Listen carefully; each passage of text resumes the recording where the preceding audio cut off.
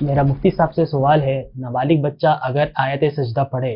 तो उस पर सजदे तिलावत लाजिम होगा या नहीं। नाबालिग बच्चे पर अगरचे तिलावत कुरान करने की वजह से, आयत सजदा की तिलावत करने की वजह से या सुनने की वजह से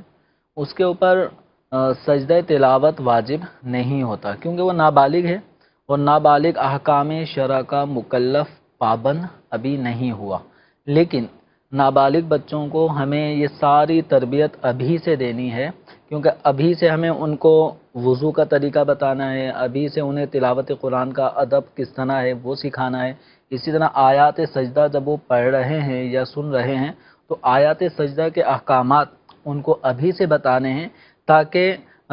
फिर इसी तरह सजदा तिलावत भी उनको किस तरह करना चाहिए उनको वो सिखाना है, ताकि जब ये बालिग हों और जब इनके ऊपर अहकाम शरा लागू हों तो फिर इस वाजिब की अदायगी की उनकी आदत रहेगी, और इस तरह ये होगा कि शरई अहकामात उनके पेश नज़र हर वक्त रहा करेंगे। तो ये हमारे वालिदैन और सरपरस्तों को चाहिए कि नाबालिग बच्चों ने जो आयत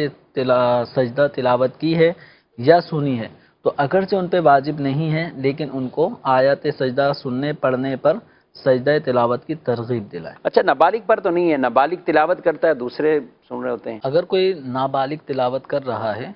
और बालिग शख्स, वालिद वालदा बहन भाई, वो अगर उसकी तिलावत को सुन रहे हैं तो उन सुनने वालों पर सजदा तिलावत वाजिब हो जाएगा।